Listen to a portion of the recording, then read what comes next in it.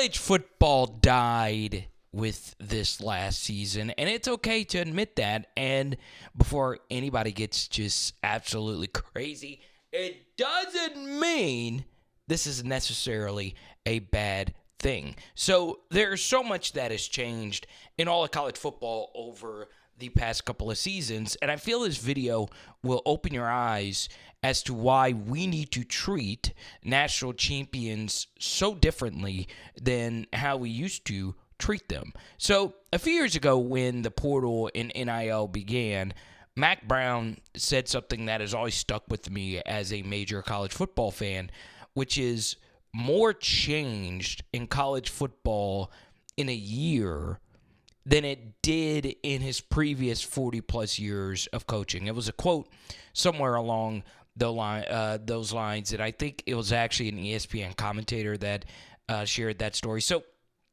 I don't know where it's from, but I think about that because as days go by, not trying to get caught up in the moment, I believe him.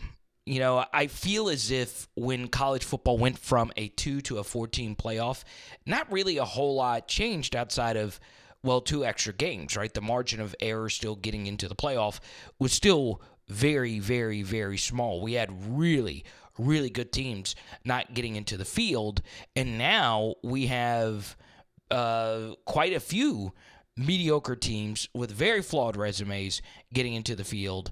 And to me, the best team, maybe in all of college football, didn't get in the field at all, and I feel that was Ole Miss this season. But to me, the 2 best teams in college football this season were Ohio State and Oregon. Ole Miss, I think, could have given both of those teams a game, in particular Ohio State, but they didn't get in. And I'll say that ran for a different day. But, by the way, they finished number 2 in Bill Connolly's final SP Plus metrics. But that's not here nor there. I wanted to share this because obviously over the past couple of weeks, I've had a lot of anti-Ohio State fans in my mentions about what I said about Will Howard and doing a Tennessee film study and doing a Texas film study. Both of them blew up, and a lot of you thought I was being anti-Ohio State when the opposite is true. You guys were the best team, and when you guys were clicking, you were definitely one of the better college football teams of this era. But the problem with Ohio State is the same problem as if Notre Dame would have won the Natty just a few days ago, is that a team that lost to Northern Illinois was about to win the biggest prize in all of college football. That would have never happened in the previous era. And then, obviously, my LSU Tigers won a national championship as a 2-loss team. I think we all could agree that that season full of chaos was a fluke. And, well, they were very lucky. And that's my favorite LSU team of all time. But they're lucky. Same thing is true with Ohio State. And here's the problem I have with the 12-team playoff is it gave Ohio State just all that extra breathing room. And I've seen others make these points about Ohio State, with the 12-team playoff, teams like Georgia, teams like Ohio State, it's going to be even harder for Cinderella to win the whole shebang. And look, there's a lot of people saying, well, the 12-team playoff gave a lot more meaning to a lot of games towards the end of the season. And to that is somewhat true. Obviously, I was a big believer in Ole Miss this season. I felt they were the best team in the SEC this year.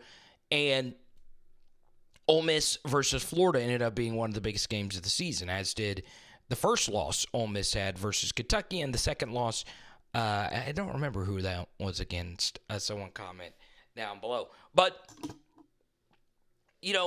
I get that line of thinking, but y'all, the actual national champion, Ohio State, was a team that lost to Oregon already, and they were able to get a rematch, and then they lost a big rivalry game versus the worst Michigan team since the pre-Harbaugh era, and Ohio State lost that game at home.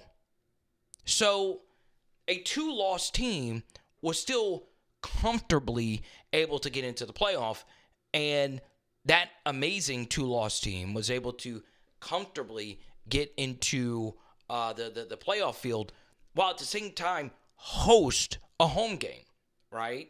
So to me, it just drastically changes the sport so much. The expanded college football playoff, and to me, the biggest thing that's not being discussed, because it's no longer conference championship week, is how irrelevant conference championship week actually is. And the funny thing is, when you actually break down all the teams that won on conference championship week, they were all worser off for it, right? Penn State was able to go to the opposite side of the bracket and host a home playoff game versus an overrated SMU team, and they were able to get a home gate before going on a little run in the playoff. Then you had, obviously, Oregon, who actually won the game, and they are rewarded with one of the bigger college football playoff shaft jobs ever, playing the winner of an 8-9 game between Tennessee and the team that they had already beaten, the clear-cut most talented team in the field, which was Ohio State. So, what are we doing here? Conference champion Oregon was shafted. And then you get to the SEC conference championship game, and I think if you were to go to Kirby Smart and say, hey, would you have preferred to lose that game or not play that game at all and host an opening round playoff game? By the way, if you would have never played in the SEC championship game, your quarterback would have never been hurt. So now, if I'm Kirby Smart, I'm literally looking into conference championship games and saying, was it even worth me starting my starting quarterback? Because the first round bye didn't really do you anything. You're going to have a more rusty team, arguably a healthier team. You get that, that extra week. But you don't get that home first round playoff game. And you're getting a team that's technically fresher. I don't think fresher is the right word there. They're not going to be as rusty as you are because, they had just played a playoff game the week before. So all the conference champions that actually won the conference championships were screwed. They got the wrong end of it. Obviously, in the previous format, conference championship games were a really big deal. Okay? And were there some instances where conference championship losers would make the field? Yeah, it happened with Georgia, obviously, just a few years ago. But it's rare. It's very, very, very rare. I mean, when you expand the playoff by that many teams, and the conferences now are so big, and you have such imbalanced schedules between all the teams in these super conferences, it's just not the same sport. And I know so much is focused on NIL, so much is focused on the transfer portal, but I still think the single biggest thing that has changed the sport is the structure. And there's discussion about adding extra playoff teams, which, by the way, helps LSU out because LSU's oftentimes, when they're not winning the Natty, they're oftentimes ranked in that 10 to 20 type of range. That's obviously going to make it easier for my team to get into the playoff if you expand just a little bit more. I don't like it. I'm going to be honest. I just don't like it. I'm not saying I don't find the 12-team playoff entertaining, but how many of the games this year were actually good? And maybe 3-ish of them. So let's be real about the future of college football. I'm not saying I hate it. I'm not saying I'm not excited about it. There are a lot of things that I'm excited about. But I was just seeing all these things about Ohio State. They overcame so much. They overcame so much adversity. I mean, there was so much wax poetic about Ohio State from the national media at the end of the game, and no acknowledgement that they are arguably the most fraudulent national champion of the college football playoff era. Now, not say they're not the most talented, but fraudulent, I think that's fair. I do think that's fair. I don't think that's a hot take whatsoever. Now, I'm going to give you, to me, one thing that I really do feel, and I do this in every video. I ask anyone, please subscribe, like, ring the bell, all this stuff. And this, I'm still wearing my Power Hour LSU gear. I'm releasing this video on Power Hour SEC. I do want to share something that was troubling. Okay, so I was listening to the Rose Bowl, and I don't remember exactly which quarter this was. I'm sure I could go back and look at the full Rose Bowl copy, and obviously it was a blowout. I've spoken my piece about Oregon getting shafted and all of that. But there was a story, I believe it was Chris Fowler and Kirk Herbstreit on the call, and I believe Fowler was talking about this, how Ohio State actually load managed their team in a way for the playoff. Now, they didn't necessarily rest any of their superstar guys.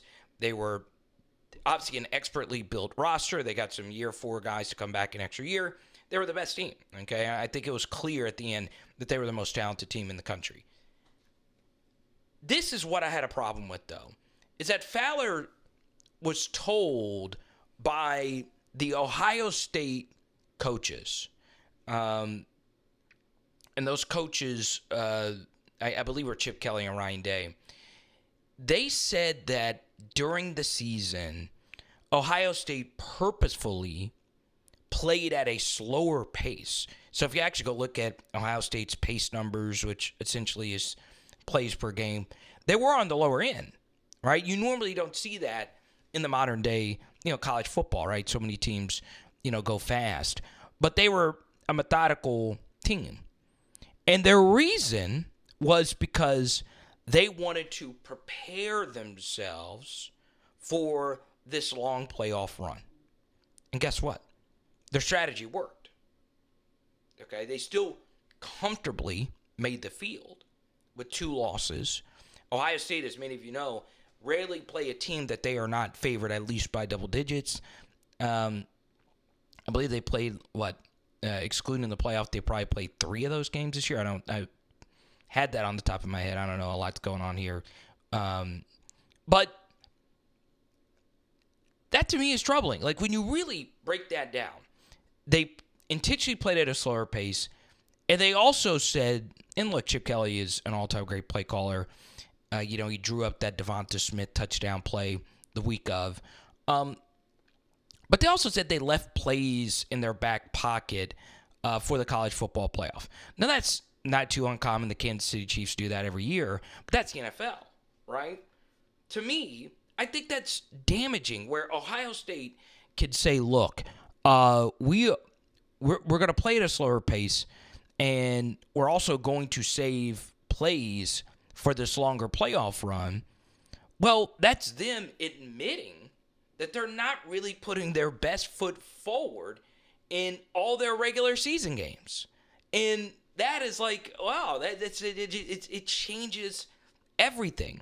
Maybe I'm overrating this final thing, but it is something. And I want your honest thoughts on it. Maybe that had been bothering me because, that's what made college football so great, is that every single week, a college football week is a playoff game. So I know a lot of people are going to take what I say as anti-Ohio State. It's not. It's just me sharing that this sport is just not the same. It's just not. And it's not for the reasons that everyone points to. It's that, I think we're going to have more 2-loss national champions. And look, it's harder to build super teams, portal, all that mumbo jumbo, but it is different. So Ohio State, they are the national champions of college football, but can we admit that college football is no longer college football? Comment below. Let me know what you guys think, and we'll talk to you soon. It is Power Hour SEC. Boom. So, there were no edits or anything in this video. Let me know if you guys like this monologue style. I know we normally do the film study stuff. And tonight we are doing fried fish. I'm cheating on my carnivore diet. Let's go.